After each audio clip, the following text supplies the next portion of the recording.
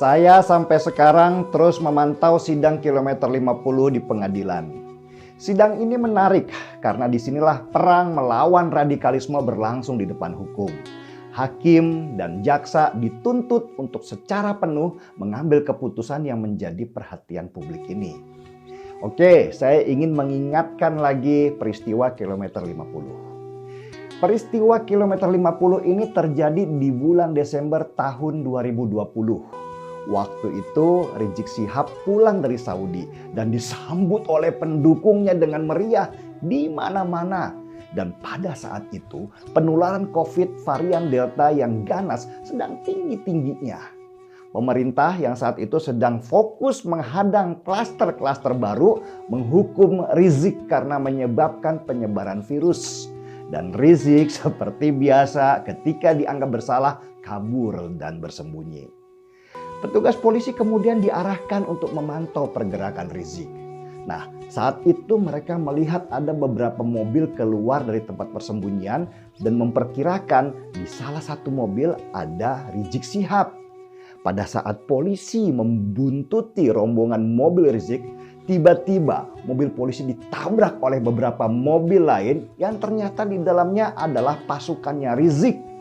Ketika mobil mereka semua berhenti, mendadak beberapa orang pasukan Rizik keluar dari mobil dan menyerang polisi dengan senjata tajam mau membunuh mereka.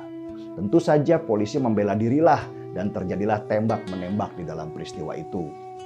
Dan akhirnya pengawal Rizik kabur dan dikejar oleh polisi. Sampai akhirnya di kilometer 50 di tol Cikampek ketika semua mobil berhenti dan polisi menyuruh semua pengawal Rizik yang masih hidup untuk turun dari mobil dan menyerahkan semua senjata tajam mereka. Akhirnya 4 orang pengawal Rizik yang masih hidup dibawa oleh polisi menuju ke kantornya. Karena para polisi tidak dalam perintah menangkap, maka mereka juga tidak membawa borgol. Sehingga tangan keempat orang pengawal itu bebas. Nah, disinilah terjadi lagi perkelahian. 4 orang pengawal Rizik di dalam mobil kemudian berusaha merebut senjata polisi di dalam mobil. Seorang anggota polisi dicekek dan dijambak dan pistolnya berusaha dirampas. Karena terdesak dan nyawa mereka terancam, seorang anggota polisi lain kemudian melepaskan tembakan-tembakan yang menewaskan 4 orang laskar FPI itu. Adegan ini sudah direkonstruksi dan disaksikan juga oleh Komnas HAM. Pada intinya, polisi berpegangan bahwa ketika peristiwa itu terjadi, mereka itu sedang membela diri. Ini masalah hidup dan mati sehingga mereka terpaksa melepaskan tembakan supaya mereka semua bisa bertahan. Tapi menariknya, jaksa penuntut umum melihatnya dari sisi yang berbeda.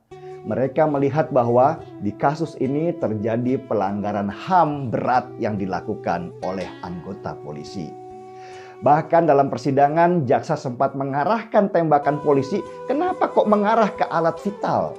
Ini yang kemudian dibantah oleh polisi bahwa pada saat kejadian, situasi ruangan yang sempit di dalam mobil, dalam kondisi panik, tembakan tidak bisa diarahkan. Hakim juga sudah menegur jaksa supaya tidak mengambil kesimpulan sendiri di dalam persidangan itu. Nah, dari persidangan ini terlihat jaksa ingin membela laskar FPI yang sudah mati itu. Mereka ingin mengarahkan dan menyalahkan anggota polisi yang terlibat tembak-menembak dengan alasan hak asasi manusia. Ini yang jujur membuat saya heran. Dalam kondisi hidup dan mati, seharusnya polisi berhak membela diri. Seandainya senjata polisi berhasil direbut oleh para laskar FPI itu, korban yang mati bukan mereka, malah para anggota polisi. Tapi kenapa kok jaksa malah membela penjahat yang berusaha membunuh polisi yang sedang bertugas? Gak gampang memang melawan radikalisme di negeri ini. Ketika bahkan seorang jaksa tidak bisa melihat kasus ini dengan perspektif yang luas.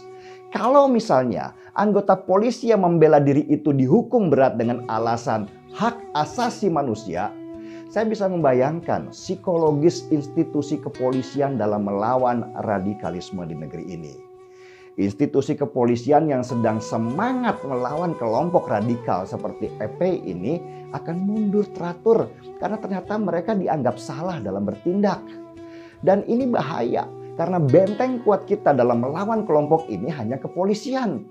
Tanpa polisi bertindak, bisa dibayangkan laskar-laskar seperti ini akan berkembang pesat di Indonesia. Masyarakat sendiri sebenarnya senang dengan tindakan tegas dari kepolisian. Senangnya mereka sama dengan rasa senang ketika Pangdam Jaya waktu itu dengan berani menurunkan baliho-baliho Rizik Syihab. Baru kali ini ada rasa tenang dan aman ketika melihat aparat kita tidak berpihak dengan kelompok-kelompok radikal itu. Sayangnya ya, pihak jaksa penuntut umum masih belum begitu. Mereka masih condong ke kelompok FPI dan membela mereka. Dan ini juga bahaya karena FPI dan ormas-ormas radikal lainnya bisa beranggapan kalau mereka bisa melakukan apa saja karena ada perangkat hukum yang kelak akan membela mereka. Propaganda FPI yang selalu menggaungkan para kriminal yang mati itu sebagai syuhada memang berpengaruh pada sebagian orang. Narasi agama masih efektif untuk menekan sebuah keputusan. Padahal yang dibela itu jelas-jelas kriminal. Lawang mereka bawa senjata dan mengancam nyawa polisi. Masa begitu yang disebut sebagai syuhada? Jelas itu kriminal. Dan kejaksaan harus bisa melihat gambar besarnya, bukan dari perspektif yang sempit saja. Sekali lagi, jalan perlawanan melawan radikalisme di negeri ini masih sangat panjang karena aparatnya ternyata masih ada yang tidak sejalan. Ketika aparat berpihak pada radikalisme, maka keutuhan negara ini bisa terancam. Karena radikalisme itu seperti virus jahat yang mematikan yang jika terus dipelihara dan dibela, mereka akan tumbuh subur dan kelak akan memakan orang-orang yang membela mereka. Saya harus hormat pada anggota polisi yang bertugas saat itu dan menembak mati laskar-laskar FPI di kilometer 50. Mereka bertindak atas nama negara dan berada pada posisi membela negara. Sudah seharusnya mereka dibebaskan dari dakwaan atas nama hak asasi manusia. Karena buat kriminal seperti para laskar FPI itu, konsep hak asasi manusia tidak berfungsi lagi. Bahkan kalau nanti mereka berkuasa, konsep HAM itulah yang mereka kencingi pertama kali. Semoga anggota polisi yang dijadikan tersangka segera dibebaskan dari dakwaan dan bisa bertugas kembali untuk menjaga negeri. Untuk mereka, saya harus beri hormat dengan seruput kopi.